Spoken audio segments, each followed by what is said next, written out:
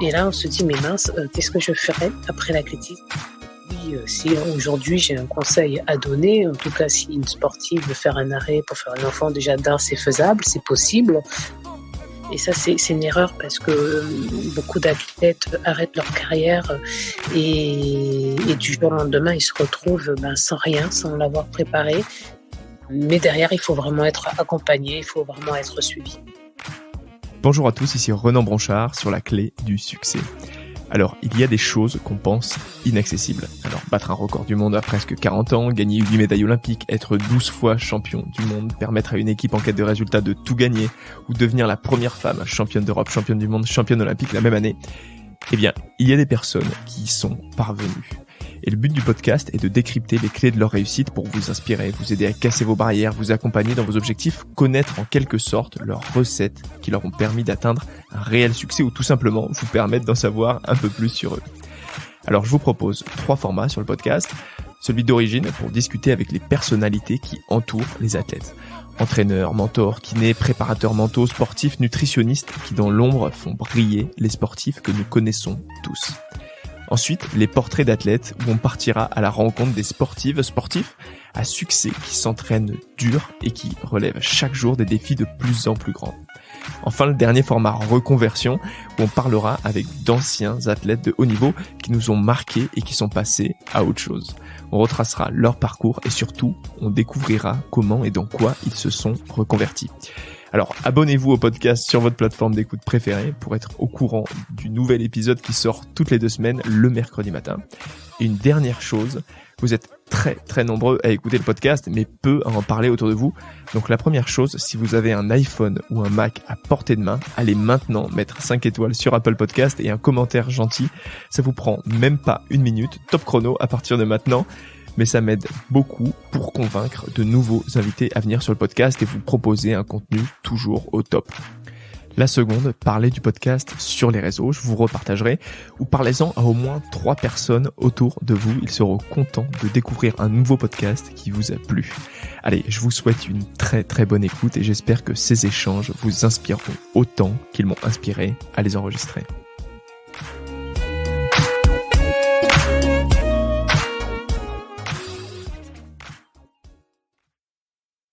Nous y voilà, nous sommes avec Muriel Urtis, ancienne sprinteuse française que beaucoup d'entre vous doivent connaître. Bonjour Muriel et merci d'avoir accepté cet échange. Bonjour, avec plaisir. Alors Muriel Urtis, tu es une ancienne athlète de haut niveau avec pour spécialité le sprint. Ta carrière s'étend de 98 à 2014, donc assez long quand même, on y reviendra. Tu as fait du 100, 200, 400 mètres en individuel et en relais. Et avec du succès au bout, championne du monde, d'Europe, de France et même une médaille olympique. Alors, avant que je ne te présente complètement et que je dévoile tout, est-ce que tu peux te présenter un peu plus en détail et nous dire ce que tu fais maintenant ? Oui, donc comme tu viens de l'évoquer, donc j'ai une carrière de 16 ans au sein de l'équipe de France d'athlétisme. J'ai eu la chance de pouvoir monter sur plusieurs podiums internationaux. Et depuis 2014, donc j'ai arrêté ma carrière, j'ai raccroché les pointes. Et depuis maintenant bientôt 5 ans, je travaille pour une entreprise, pour une banque, dans un service communication, pour tout ce qui est autour de la communication externe autour du sport, donc les partenariats sportifs avec un label qui a été créé sur tout ce qui tourne autour des valeurs du sport. Ok, donc t'es resté un petit peu dans le milieu quand même, t'as pas voulu trop t'éloigner. Alors juste avant de revenir sur ce que tu fais maintenant et tout ce qui t'anime, j'aimerais bien revenir sur le début du coup. Tu commences assez tard l'athlétisme, j'ai vu vers 15 ans il me semble. Pourquoi tu te diriges vers ce sport et pourquoi aussi tard finalement ? Alors moi, j'ai commencé l'athlétisme, à 14 ans exactement. Donc, j'ai été sollicitée par un professeur d'éducation physique au collège qui a vu chez moi des aptitudes à la pratique de ce sport, hein, donc qui m'a donc sollicité dès la classe de 6e, mais bon, à la base, j'étais pas forcément intéressée par le sport, donc ma réponse a été négative. Et ce professeur a vraiment insisté les années suivantes. Il est revenu quand j'étais en 5e, j'ai à nouveau dit non. Il est revenu en 4e, donc il a vraiment persisté. oui, il était persévérant plutôt. Et en quatrième, j'ai fini par accepter parce que j'avais des copines qui, elles aussi, s'étaient inscrites à l'UNSS, donc le sport scolaire, donc l'Union nationale des sports scolaires. Et je me suis dit à cette époque, pourquoi pas? Et j'ai dit, allez, je vais essayer. J'ai mes copines qui y sont, même si j'aime pas forcément faire du sport en dehors des cours de PS qu'on pouvait avoir. Je me suis lancée. Et du coup, ça a été une véritable révélation pour moi. J'ai tout de suite été prise de passion par ce sport, par les premières compétitions que j'ai pu faire. Et c'est vrai que grâce à ce professeur d'éducation physique, j'ai pu vivre de grands moments et vivre une belle passion. Ouais, complètement. Et puis, mais alors, ce qui est marrant, c'est que du coup, quand tu regardes, parce que j'imagine que tu devais voir peut-être des exploits ou de grands sportifs avant, ça t'animait pas plus que ça, quoi. Tu te disais, bon, c'est bien, mais bon, c'est pas pour moi. Je veux dire, quand il te demandait, il disait, mais si, il faut que tu le fasses, Muriel. Tu te disais, bon, non, c'est pas pour moi. C'était pas un truc qui te transcendait avant ça, quoi, avant d'en faire vraiment. Non, pas du tout, ça me transcendait pas du tout. Faire du sport, ça m'intéressait pas. J'étais pas du tout intéressée par la pratique sportive. Alors j'aimais bien faire du sport sur les cours de PS, hein, donc c'était sympa. Mais en dehors, je ne me voyais pas en pratiquer et je suivais pas plus le sport que ça. En dehors, bon après j'avais des parents qui aimaient bien le sport. Mon père était plutôt un footeux, donc il regardait le foot. Après pour une petite fille de 10-11 ans, regarder le foot, à l'époque, Ouais. c'était pas très, très en vogue, hein. Alors aujourd'hui, ça commence à changer et tant mieux. Mais non, j'ai jamais été intéressée par l'univers du sport quand j'étais jeune. Et c'est vrai que j'ai toujours tendance à dire que des fois, on a besoin d'une personne qui vous révèle, qui vous emmène dans une voie que vous n'auriez sans doute pas pris, hein, si elle n'était pas là, et qui vous fait découvrir vraiment quelque chose de grand et de magnifique. Et c'est ce qui m'est un peu arrivé parce que jamais j'aurais fait du sport, jamais j'aurais été dans cette voie-là si ce professeur n'avait pas été là et n'avait pas insisté comme il l'a Ouais, fait. complètement. Il a bien fait parce qu'après c'est beaucoup de titres, on va y revenir. Et justement, alors ton plus beau souvenir sur la piste après, ça a été lequel, si t'en avais gardé qu'un, si t'en gardais qu'un sur ta carrière, ou même pas sur autre que ta carrière, mais en tant que spectatrice, mais c'est plus en tant qu'athlète dont je parle. Ça serait lequel? Quel souvenir tu garderais? C'est très difficile, hein, de dire un seul souvenir parce que j'en ai eu tellement. Je veux dire, en 16 ans de carrière, voilà, tu te doutes bien qu'il y a beaucoup, beaucoup de moments très forts et chaque moment a été particulier. Donc c'est difficile. Après, c'est vrai que les championnats du monde à Paris 2003 euh, ont été une compétition bien particulière parce qu'on était à domicile. Il y a une ambiance sur le stade comme jamais j'ai pu le rencontrer ailleurs. Et c'est vrai qu'on a fait championne du monde avec le relais 4 fois 100 mètres et ça a été vraiment un grand moment de joie, hein, surtout qu'en individuel, j'étais un peu passée à côté de mes objectifs et j'étais un peu déçue. Donc derrière, il y a ce relais qui est arrivé et qui a fait tout effacer. Donc ça, c'est un grand moment de ma carrière. Mais il y en a d'autres. Il y a ma médaille aux Jeux Olympiques. Il y a ma dernière course également que j'ai faite en 2014 qui reste aussi un grand moment. Donc c'est difficile et à en choisir qu'un seul en fait. Je comprends. Ouais, alors 2003, je peux dire que moi j'étais petit, mais mon père m'avait emmené du coup dans ce stade et c'est vrai que c'était incroyable l'ambiance qui avait. J'ai dû sûrement te voir, mais j'ai plus les souvenirs exacts, donc je peux pas te dire si c'était le relais, ton individuel, tout ça. Justement entre ces deux, entre le relais et l'individuel, est-ce que toi est-ce que t'étais prédisposé plus, toi tu te sentais plus dans un des deux? Est-ce que vraiment le relais tu sentais que c'était fait pour toi, ou est-ce que l'individuel aussi? Est-ce que les victoires, elles avaient exactement la même intensité, tu vois, à la fin quand tu gagnais sur le relais, ou que ce soit en individuel? Alors, voilà, moi, je me préparais pour de l'individuel, hein, donc c'est vrai que ma distance, c'était avant tout, mes courses individuelles. Le relais, bien sûr, c'était une épreuve importante, hein, que je préparais, également. Donc, si j'étais rapide en individuel, bah, j'avais ma place en relais.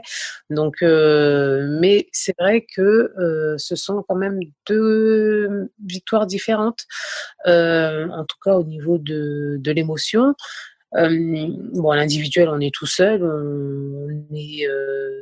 c'est une victoire qu'on partage, pas à plusieurs, donc plutôt, égocentré, hein, tourné sur soi. Et puis en relais, c'est un partage à plusieurs et effectivement, c'est autre chose. Ce sont 2 joies, quoi qu'il arrive, c'est de la joie, hein, que ce soit individuel ou en relais, mais c'est vrai que quand on est une sprinteuse, on prime, quand même, plus l'individuel que le relais. Ouais, ouais, Voilà. complètement. Mais c'est ça qui est intéressant dans l'athlétisme, surtout le sprint, c'est qu'il peut y avoir ces deux côtés, comme tu dis, le côté très solitaire finalement, et le côté partage avec le relais, c'est hyper intéressant. Et alors du coup, 4 ans plus tard après que tu commences, donc tu as commencé à 15 ans à peu près, tu es médaillé à Annecy, médaillé d'or au championnat du monde junior sur 200 mètres, ensuite médaille d'argent en senior au 4 x 100 mètres, championne d'Europe sur 200 mètres, médaille de bronze au JO d'Athènes, comme tu as pu dire, au 4 x 100 mètres. Et là, tu fais une pause d'1 an et demi pour la naissance de ton premier enfant, Léane. Ça a été facile pour toi d'arrêter à ce moment-là ou est-ce que en tant qu'athlète de haut niveau, tu te sentais accompagné, suivi par tout le staff, tout ce qui entoure les fédérations, l'INSEP, tout ça. Est-ce que tu te sentais accompagné dans cette période ou est-ce que ça a été un moment pas évident dans ta carrière? Alors, après déjà, c'était un choix de ma part, hein, de vouloir, un enfant, donc c'était, une période, où j'étais, avec mon conjoint et on a eu ce projet et du coup, mon petit garçon est arrivé donc après non, j'ai pas forcément été accompagnée, hein, durant cette, première grossesse. C'est une grossesse que j'ai vécue, un petit peu loin des pistes et c'est peut-être une erreur donc de ma part, hein, parce que du coup, je n'ai pas non plus cherché à avoir un accompagnement donc j'ai voulu vivre pleinement, ma grossesse et j'ai arrêté, très rapidement les entraînements. J'ai pas eu de suivi particulier, par rapport, au fait que je sois une athlète de haut niveau et que je souhaite après revenir, sur les pistes. Donc ce qui s'est passé, c'est que, j'ai pris énormément de poids durant ma grossesse parce que, je suis passée quasiment de 20 heures d'entraînement, par semaine, à rien du tout, à ne plus avoir, des contraintes, alimentaires ou du moins à faire attention à mon alimentation. Donc j'ai pris 30 kilos et j'ai vécu pleinement ma grossesse et quand mon fils est né, bah, là, ça a été très difficile parce que ça a été un peu un coup de massue parce que je me rendais pas forcément compte, hein, durant la grossesse et quand j'ai vu dans l'état dans lequel j'étais, là, ça a été très dur et j'en prenais pas forcément conscience et donc derrière, ça a été un long chemin pour, retrouver une condition physique, retrouver à nouveau des sensations sur une piste, retrouver, des acquis que j'avais perdus et pour le coup, oui, si aujourd'hui j'ai un conseil à donner, en tout cas si une sportive veut faire un arrêt pour faire un enfant, déjà d'un c'est faisable, c'est possible, mais forcément, il y a une année, ou peut-être 2 où on fera pas de compétition, mais derrière il faut vraiment être accompagné, il faut vraiment être suivi. Ouais, et justement sur ce retour, alors tu disais t'as été loin des pistes pendant la grossesse, et sur ce retour, justement, t'as senti que tu t'es fait accompagner, tu t'es entouré de gens qui t'ont accompagné pour remonter au plus haut niveau, parce qu'on le verra après, t'es remonté au plus haut niveau après ça, quoi. Tu t'es senti accompagné, là, à ce moment-là, quand t'as repris? Oui, après j'ai repris, j'ai fait le choix d'aller, chercher un entraîneur que j'avais qui était parti à la retraite et donc qui, C'est m'adaptait, des c'est Jacques entraînements. Pissanta, c'est ça? Jacques Piacenta, donc qui adaptait des entraînements par rapport à mon retour de grossesse. Donc, j'avais vraiment des entraînements très personnalisés et forcément, il le fallait. Donc, je ne pouvais pas m'entraîner comme je m'entraînais auparavant. Donc, il fallait faire les choses progressivement et c'est ce qui s'est passé. Donc, oui, là, effectivement, il faut être aussi accompagné. Il y a tout un renforcement de la sangle abdominale qu'il faut faire. Il y a plein d'exercices également qu'il faut reprendre pour remuscler le corps. Donc oui, là pour le coup, j'ai été vraiment entourée et accompagnée de personnes qui m'ont aidée à revenir. Ouais, oui, c'est important, j'imagine, dans ces périodes de se sentir aussi, même psychologiquement, ça doit aider de se sentir accompagné. Avant de parler, de passer à ton après-carrière, je voudrais revenir sur quelques moments où pendant ta carrière, tu as gagné des places sur le podium. Alors, c'est arrivé j'ai l'impression que dans cette période où tu as été de carrière, il y a eu pas que toi, il y a eu plein d'autres athlètes. Ça a été vraiment l'époque où on a entendu beaucoup parler du dopage. Il y a eu des révélations de dopage beaucoup à cette période-là. Et donc, t'as gagné comme d'autres athlètes, t'as gagné des places par rapport à ces révélations de dopage, mais beaucoup d'années après, comme à Birmingham, je crois que j'ai lu où tu gagnes l'or, c'est ça. Est-ce que déjà t'en veux aux personnes qui se sont dopées et tu te dis bah ouais mais moi j'aurais bien aimé gagner l'or sur la piste et pas plusieurs années après et est-ce que toi tu te sens aussi pleinement championne du monde de 200 mètres, tu vois, après ça, ou c'est pas la même chose? Alors c'est effectivement pas la même chose. Ce sont donc des médailles que j'ai reçues sur tapis vert après coup, voire des fois des années après. Donc et ce sont des médailles qui ont un goût amer, parce que effectivement sur le jour de la compétition, j'ai pas pu vivre le moment ou la joie que j'aurais dû avoir pour ce titre de championne du monde que je voulais. Et c'est vrai que bon, le dopage, de toute façon, c'est quelque chose qui existe dans le sport, qui existe depuis des années et qui existe encore aujourd'hui, malheureusement, même si il y a maintenant de plus en plus une volonté de lutter contre et de mettre maintenant des sanctions un petit peu plus sévères. Il y aura toujours des athlètes qui arriveront à passer dans les mailles du filet ou qui voudront toujours tricher. Et c'est dommage parce que d'une part, ils mettent en danger leur santé et d'autre part, ils sont pas du tout dans l'éthique du sport. Alors oui, ce sont des athlètes à qui j'en ai voulu, forcément. J'ai aussi récupéré une médaille de bronze à Paris en 2003, donc où j'avais fait 4e. Donc vous imaginez 4e à Ouais, la domicile. médaille en chocolat et ouais, c'est horrible. Ouais. Alors que vraiment, je voulais monter sur un podium individuel. Donc oui, c'était très dur à digérer, à encaisser. Et effectivement, je me sens pas comme une athlète qui a été championne du monde en salle ou qui a été 3e à Paris, même si sur mon palmarès c'est écrit tel quel. C'est des moments que j'ai pas vécu et je pense que les médailles vont avec la joie du moment et ça je l'ai pas eu, donc c'est pas pareil. Ouais, avec l'effervescence, comme tu disais, du stade, avec tout le stade qui est là, la Marseillaise qui est là. Bon, bah après tu peux considérer comme championne du monde puisque tu l'as quand même eu cette médaille. Juste une question, pourquoi on dit j'entends beaucoup tapis vert parce que ça se déroule vraiment sur un tapis vert du coup la cérémonie? Non, du tout, même pas.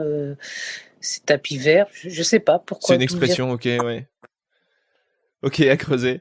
Mais oui, t'as raison. Mais les consciences, j'ai l'impression que les consciences évoluent quand même. Et puis il y a une connaissance un peu. Tu disais justement sur la santé avant les athlètes. J'ai l'impression qu'ils ne se rendaient pas compte comment ça pouvait être impactant. Et maintenant, c'est vrai que on connaît les impacts sur le futur. Alors, tu arrêtes ta carrière en 2014 après une belle médaille d'or au championnat du monde de Zurich sur 4 fois 400 mètres. Alors pendant ta carrière, tu avais entamé des études de psychomotricité à l'Institut supérieur de rééducation psychomotrice. Est-ce que tu savais ce que tu voulais faire après le haut niveau? Est-ce que tu l'avais déjà préparé ton après-carrière? Est-ce que tu voulais aller là-dedans au départ? Alors, en fait, à une période de ma carrière et de ma vie, vers 31 ans, voilà, puis quand on est plus, sur la fin de carrière que, au début, ben, on commence à cogiter et à se poser des questions parce qu'on voit la fin arriver, parce qu'on voit des partenaires et les sponsors, se retirer ou alors, réduire de moitié, l'accompagnement qui nous faisait. Et là, on se dit: «Mais mince, qu'est-ce que je ferai après l'athlétisme?» Parce que quand on est athlète, on est vraiment, dans son univers et on n'a pas forcément conscience de l'après ou alors on se projette pas dans le futur ou dans l'après et ça, c'est une erreur parce que, beaucoup d'athlètes arrêtent leur carrière, et du jour au lendemain, ils se retrouvent, ben, sans rien, sans l'avoir préparé et ça peut être très violent et certains athlètes peuvent partir, en dépression et moi, à cette période-là, bah, je me suis remise en question. Je me suis dit: «Mais mince, qu'est-ce que je vais faire après, ma carrière?» parce que j'ai arrêté, moi mes études, bon après, mon bac, j'ai fait, une fac de psycho parce que je savais pas forcément ce que je voulais faire, donc je suis allée en fac. Au bout de 2 ans, bah, j'ai arrêté pour me consacrer complètement à mon sport parce que je réussissais et que j'étais à fond dans ma passion et donc j'ai dû me remettre en question et me suis renseignée à savoir toutes les possibilités, qu'un sportif avait, dans la formation et j'ai vu, qu'on avait, cette ouverture d'intégrer des écoles, dans le paramédical, et je suis tombée sur la psychomotricité, qui, m'a plu, hein, vraiment m'a plu, qui me correspondait, qui me ressemblait, et donc j'ai à ce moment-là, donc j'ai décidé de reprendre, mes études et de rentrer, bah, dans cette école. Alors la chance que j'ai eue, en tant que sportive de haut niveau, c'est de ne pas passer le concours pour entrer dans l'école. Donc je suis rentrée dans l'école parce que du coup, il y a des accords qui sont faits entre, ces écoles, et le ministère. Donc je suis rentrée dans l'école et j'ai mené, ma formation. Après comme tout le monde, hein, en passant les partiels, en passant les examens, en faisant mon mémoire, jusqu'au bout, donc 3 années, d'études et donc à la fin de ces 3 années, donc j'ai été diplômée en psychomotricité et c'est vraiment de très belles études. C'est vraiment un très, très beau métier, même si aujourd'hui je ne l'exerce pas, je ne regrette vraiment pas, même si ça a été très dur, hein, parce que de se remettre une gymnastique intellectuelle, après, 15 ans sans aller à l'école et Ouais, en plus complètement. de ça avec, surtout, des jeunes, bacheliers, qui sortaient de prépa, donc mais bon après bon moi je me suis adaptée et c'était, très enrichissant, hein, pour moi donc c'était, de belles études, heu et donc voilà comment ça s'est un peu, passé, hein, pour moi. Ça m'a permis de faire aussi cette transition, de ne pas être uniquement dans mon univers, sportif autour de l'athlétisme. Progressivement, bah, je commençais à penser à l'après, à mon futur, à l'avenir. J'avais autre chose, hein, dans ma vie et ça m'a vraiment aidée, à arrêter, sereinement parce que je savais où est-ce que j'allais. J'ai pu faire une fin de carrière, sans trop me poser de questions et et c'est pour ça que après, mon arrêt, bah, j'ai su rebondir. Donc j'ai exercé, très peu de temps en tant que psychomotricienne et puis derrière, j'ai eu une autre proposition que j'ai acceptée. Donc au jour d'aujourd'hui, j'occupe, ce poste, hein, d'ailleurs, donc dans cette entreprise, dans cette banque, où je suis, à la fois une ambassadrice, d'un label par rapport à mon vécu d'ancienne sportive et aussi, une chargée, d'événementiel et communication, pour faire, rayonner, la marque, au travers le territoire dans lequel je suis. Ouais, complètement. Bah, du coup, j'y reviens. Donc, en 2015, tu as été élu aussi juste avant au membre du Conseil économique, social et environnemental, le CESE, là où tu donnes tes avis pour l'accès au plus grand nombre à la pratique d'activités physiques et sportives. Et en Ouais. 2016, comme tu dis, tu es engagé par le Crédit Agricole Alpes-Provence, où tu intègres le label Sport pour Valeurs, donc ce label dont Oui. tu parlais. Alors, tu as été aussi marraine des ateliers, tu es peut-être encore marraine des ateliers sportifs, tu es engagé dans plein de causes et associations. Toutes ces choses-là, est-ce que donc tu m'as donné un élément de réponse, mais est-ce que c'est toi qui allais les chercher? Est-ce qu'on est venu te chercher? Est-ce que en tant que t'as dit que toi, des fois pour des athlètes, ça peut être hyper difficile parce qu'il y a une grosse coupure à la fin de leur carrière, justement les sponsors qui partent tous d'un coup, plus personne qui t'accompagne.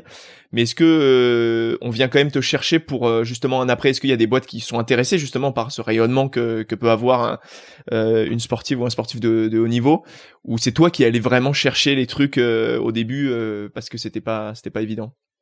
Non, alors moi j'ai eu cette chance, je non, je ne suis pas allée chercher, donc des entreprises, hein. C'est vrai que même durant ma carrière, j'ai eu la chance d'avoir des entreprises qui m'ont accompagnée, en tant que partenaire, hein, donc pas en tant que personnes qui travaillent dans l'entreprise. Et puis, oui, le Crédit Agricole Alpes-Provence, effectivement, donc en 2015, est venu me faire une proposition d'un poste qu'ils avaient créé autour de ce label de sport pour valeur. Et c'est vrai que la mission de ce poste m'a vraiment plu et le fait également qu'il soit aussi dans une autre région dans laquelle j'étais, bah, c'était aussi un changement de vie, hein, pour moi. Donc forcément, j'ai dû faire le pour et le contre, hein, et je me suis décidée de me lancer dans l'aventure en me disant, quoi qu'il arrive, j'ai mon diplôme de psychomotricienne et que si je souhaite revenir à mes premiers amours, hein, si on peut dire ça comme ça, et ben j'aurai toujours cette possibilité. Donc, en fait, j'avais rien à perdre et j'ai décidé d'y aller. Donc, l'entreprise est venue à moi me faire cette proposition. Effectivement, c'est aussi grâce à ma carrière que j'ai eu cette offre. Donc, et au jour d'aujourd'hui, bon, ça fait 5 ans et j'adore toujours ce que je fais. Ouais, mais c'est vrai que ça peut aider quand on est sportif de haut niveau, et qui plus est quand on a des titres en plus derrière. Alors du coup t'es allé quand même au soleil dans le sud, ce qui est pas mal pour changer de région. Euh, alors moi j'ai grandi du coup à Aix-en-Provence, donc je connais bien, et je voudrais revenir sur une chose parce que je connais bien ça aussi, ça t'as fait partie de l'équipe des Argonaut Ladies, donc une équipe de foot US que je connais bien car ils s'entraînaient juste à côté du dojo où je faisais du judo euh, à la UC. Pourquoi le foot US? Est-ce que tu peux me raconter cette expérience et qu'est-ce que ça t'a apporté? Pourquoi le foot US? Bah, tout simplement, parce qu'au bout d'un an et demi, j'ai vraiment coupé avec le sport parce que, d'une part physiquement, mon corps il était vraiment, fatigué, abîmé et j'avais vraiment besoin de ce repos. Même mentalement, j'avais vraiment besoin de ce repos parce que quand on passe des heures et des heures à l'entraînement pendant, des années, ben, moi, vous imaginez bien, ça faisait 16 ans que je faisais, que j'étais en équipe de France, que je faisais du haut niveau avec, je dis pas des contraintes, mais avec toute l'hygiène de vie qu'il faut avoir et tous les enjeux des compétitions, des objectifs qu'on remet encore chaque année. Donc c'est vrai que j'avais vraiment besoin de souffler, de couper. Donc pendant un an et demi, j'ai arrêté le sport. Et au bout d'un an et demi, ben, forcément, ça a commencé à me manquer. Je voulais refaire du sport et puis retourner sur des pistes pour m'entraîner. Ben, j'y arrivais pas.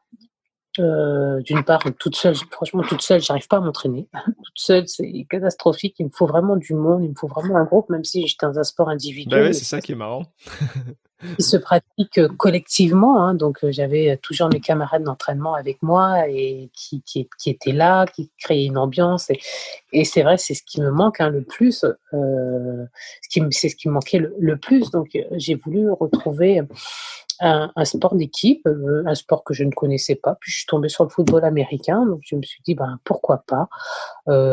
C'est vrai que sur certains postes, il faut avoir des qualités, de vitesse, le contact ne me faisait pas peur, après je connaissais pas le sport, hein, en lui-même, donc j'ai dû apprendre. C'est pas facile, hein, au début, hein, donc c'est un peu compliqué le football américain, mais quand on commence à vraiment maîtriser, franchement, c'est un super sport et hem et j'ai fait une saison avec eux et ça a été une belle expérience, c'était génial. J'ai retrouvé un peu cette ambiance d'équipe, que je recherchais, des entraînements, du contact physique, voilà donc ça m'a plu, même si c'est assez particulier le football américain, mais ça m'a plu.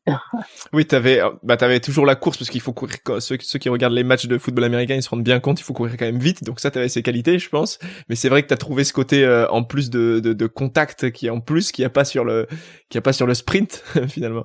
Oui, donc le contact, effectivement, dans le football américain, il y a beaucoup de contacts, mais ça me faisait pas peur. Au contraire, franchement, j'aimais bien, j'aimais bien. Je suis quelqu'un quand même d'assez costaud. J'étais assez solide sur mes appuis, donc non, ça m'a bien plu et ça me faisait pas peur. J'avais vraiment besoin de me défouler et c'est vrai que le football américain m'a vraiment permis de me défouler. Ouais, c'est cool, mais c'est cool en tant que c'est marrant justement de faire 16 ans d'un sport et de passer à un autre sport après. Ça doit être hyper intéressant même de voir, parce qu'on a vu qu'un sport toute sa vie, et de voir autre chose, c'est hyper intéressant. Alors avant de finir notre discussion, ça va être une partie questions rapides. Donc t'as 30 secondes max pour répondre aux questions. Mais c'est maximum, hein, tu peux en prendre que 10 si t'en as envie de prendre 10. Est-ce que t'es prête? Je suis prête. Tu es plutôt PSG ou OM? PSG. Je suis Ah désolée. mince. Je peux pas. Je suis parisienne. Je le resterai dans l'âme. Bon, ça va, t'habites à Aix, c'est pas Marseille, c'est pas le pire. Ton sportif actuel préféré? Ou ta sportive, hein, je dis ton sportif, c'est ton sportif, ta sportive. J'aime tous les sportifs, hein, donc Celle ou celui qui t'a marqué récemment, quoi. allez, je veux dire Teddy Riner, parce que c'est un ami en plus de ça qui t'aime bien. Bon bah parfait. Moi je suis judoka en plus, alors je peux pas te dire le contraire. Plutôt Aix-en-Provence ou Guadeloupe? C'est pas pareil, hein. Bah, je sais pas quoi dire là, parce que du coup, la Guadeloupe, moi j'adore, hein, mais je sais pas si je suis capable de vivre en Guadeloupe, alors que je vis à Aix-en-Provence, donc question un peu compliquée. Les donc, deux, quoi. Tu te mets au milieu, tu te mets sur le ou, quoi. voilà. La chanson que tu connaîtrais par cœur, si t'as une chanson que tu connais par cœur. Alors voilà, peu de temps, j'ai ressorti un vieil album à l'époque quand j'étais jeune de Doc Gynéco. Génial. Alors, et effectivement, je connaissais les chansons par cœur parce qu'à l'époque, je me remettais. Ah bah super, on se remet dans les années 90. Alors foot ou rugby pour le coup? Moi, je regarde quand même plus le foot que le rugby quand même. Ouais, et puis ça a commencé comme ça, tu disais avec ton papa. Ton cocktail préféré? Non, je prends du Mojito. Mojito, parfait. Et enfin, une personne qui entoure les sportifs ou un ancien athlète de haut niveau que je devrais inviter sur le podcast? Ladji Doucouré. Ladji Doucouré. Super, super conseil. Merci beaucoup Muriel pour ce partage, pour cet échange incroyable. J'en ai découvert un peu plus sur toi, sur ta carrière et sur ton après. J'espère que cet échange t'a plu aussi. Ouais, c'est top. Super. Et je te souhaite plein de courage pour ta suite. Super, merci à toi Ronan. Avec plaisir. À bientôt. À bientôt. Cet épisode est terminé. Merci d'avoir écouté jusqu'au bout. J'espère que l'épisode vous a plu et inspiré autant qu'à moi. Je radote, mais n'hésitez pas surtout à me suivre sur les réseaux, me faire vos commentaires, vos retours et me donner vos idées d'invités pour les prochains. Sur Instagram, 2 comptes à suivre, @lcds comme la clé du succès, lcds.podcast.sport. Et mon compte perso, @bronchard Mikhailov. Je suis assez actif aussi sur LinkedIn, donc n'hésitez surtout pas. Ensuite, pour convaincre des invités toujours aussi inspirants, j'ai besoin de votre aide pour partager le podcast autour de vous sur les réseaux sociaux aussi, mettre des notes sur Apple Podcast, vous abonner sur Spotify.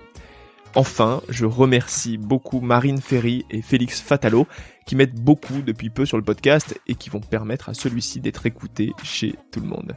Allez, je vous dis au prochain épisode, à plus.